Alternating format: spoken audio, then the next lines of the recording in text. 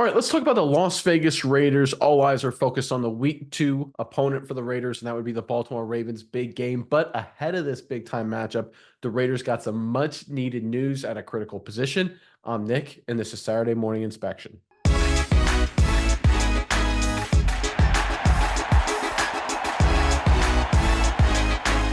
The Raiders are looking to rebound against a really tough opponent. And one thing so far this season with the Raiders, I think we all understand it, is they've been battling through a lot of injuries that have been plaguing them all through training camp, all through the preseason, but they just got some exciting news, some much needed relief potentially upcoming on the injury front. Let's pull up this report courtesy of Athlon Sports.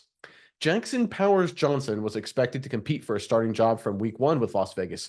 Unfortunately, he suffered a shoulder injury during the summer that limited his time to train with the team, and he missed week one with an illness. In his absence, the Raiders started Cody Whitehair at left guard, and he logged just a 47.5 PFF grade on Sunday. For those of you who aren't familiar with mathematics, it's been a while since school, 47 is an F. Meanwhile, center Andre James allowed three pressures and had a 43.2 PFF grade. So we have two Fs at left guard and center. That is fantastic. Head coach Antonio Pierce said JPJ is back at practice, which he called step number one in making his debut for the team. It's unclear if he'll be able to play this week, but the Raiders would love to have him out there against a fearsome Baltimore Ravens front seven. Whether he comes back this week or he starts the following week, it's very clear the Raiders need JPJ, so getting him back into the fold is critical. I think this is a great sign that he's at least getting close to coming back and starting for the Las Vegas Raiders. Miles, I'm curious what your thoughts are on this, but first, Raider Nation, in the comment section below. Obviously, week one did not go the way you thought it was going to go, but let's look ahead again to week two. Tough matchup, Ravens good team. Give us your prediction, final score. Raiders, Ravens in the comment section below. But Mize, what are your thoughts on this latest Raiders news?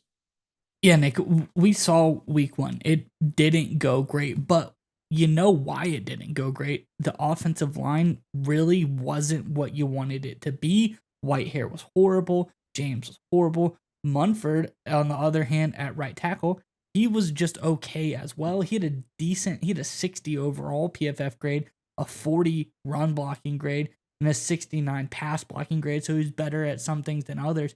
But when you have offensive lines, when you have so many holes, it's really hard to get anything done on the offensive side of the ball. And when it's hard to get things done on the offensive side of the ball, it negatively affects the defense because they're going to be out there forever. So I think overall, we know what the issues are, and adding a guy like JPJ is going to instantly flip this offensive line. It's really going to give it a boost. He's such a great player. The toughness, his ability, that's why he got picked at the second round. We all know what he brings to the table. He's one of the better prospects in this draft for the interior offensive line. I think it's really going to help the Raiders out, and I think that is their biggest issue going forward. As I alluded to, offense struggling hurts the defense. The defense had a disappointing performance. The offense had a really disappointing performance. So if we can, a la JPJ, boost the offense up, I think it's only going to help the defense as well. And I think all of those things are going to be great going forward. I think this is good, though, because we saw what Baltimore put out on the field versus the Kansas City Chiefs. Baltimore, they kind of struggled a little bit offensively as well. They didn't run the ball as much as people thought they were going to do. I think the Raiders actually kind of match up against them very nicely. The Raiders got some good pass rushers, especially a guy like Max Crosby and Wilkins in the middle of the field. I think it's going to be an interesting game. Some people would say, Baltimore is the superior opponent, but I think they actually match up kind of interestingly. And I think with the addition of a guy like JPJ, if not this week, if next week, it could be the answer as well. But I think we're going to see a tremendous change for this Raiders team. Yeah, and I'm going to push back a little bit. I think you said the defense was a little bit of a subpar performance. I think only really the fourth quarter against the Chargers, right? I think they gave up only 9 points through three quarters. And I think one of those field goals came off a turnover that gave the Chargers the ball like at the 12-yard line. And the Raiders defense forced the Chargers to held them to a field goal. So I think this defense for the Raiders through 3+ quarters was playing at a really high level on the road. Good quarterback, Justin Herbert, right?